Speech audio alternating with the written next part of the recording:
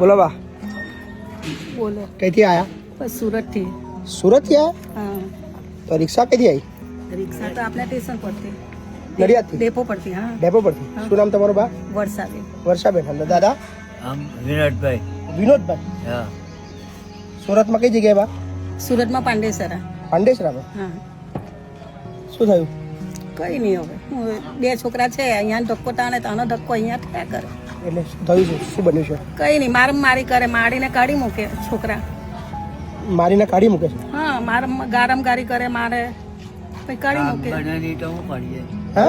કામ થાય કામ નહીં. નહીં આ થાય, પગ એનાથી કામ નહીં થાય. પગ પોલિયો થઈ ગયેલો છે તો પગ રહી ગયેલો ને પાછળ હાથ બધું રહી ગયેલું. કમરનું ઓપરેશન કરાવવાનું મનકા નથી, તે ગાડી ખસી ગયેલી છે. તે કોઈ આપણે દવા કરી નહીં આપે, પેશન્ટની ટીકરીઓ લાવી નહીં આપે, કે તો 5 દિવસ પછી લાવી આપે.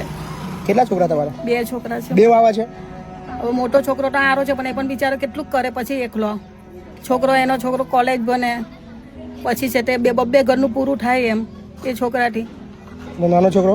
નાનો છોકરો? રિક્ષા ચલવે, તે તો ના જ પાડે, એ તો ગારમગારી કરે ને બહુ મારે. એ તો દાદાની ઉંમર કેટલી છે દાદાની? 67 વર્ષની. શું નામ દાદા તમારું? વિનોદભાઈ. વિનોદભાઈ. હા. શું કરતા હતા દાદા તમે? હું ડાયમંડમાં પહેલા કામ કરતો હતો. ડાયમંડમાં? હા.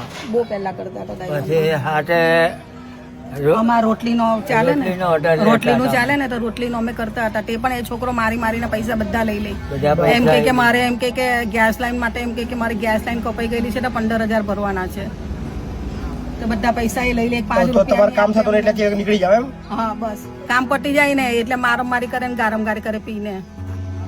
તો ઘર પોતાનું છે સુરતમાં તમારું?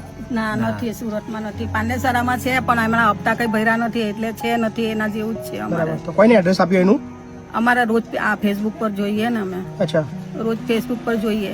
હવે રવિવારે મોટા છોકરાએ કહી દીધું કે તમે હવે ત્યાં ચાલ્યા જાઓ. છોકરાએ કીધું તમને? અમારા છોકરાએ કીધું. હવે એના મગજ પર વધારે ટેન્શન આવી ગયું કે જાઓ તમે ત્યાં ચાલ્યા જાઓ. વાત કરાવી દે ને છોકરા જોડે, કન્ફર્મેશન લઈ લો. બધું તો આવે જ છોકરા એકબીજાને કહી લો આવી રીતના કરે અને પછી એમ કે તું ચાલી આવતો એમ થોડી ચાલ્યા જાઓ ભાઈ, પાછો માર ખાવા માટે.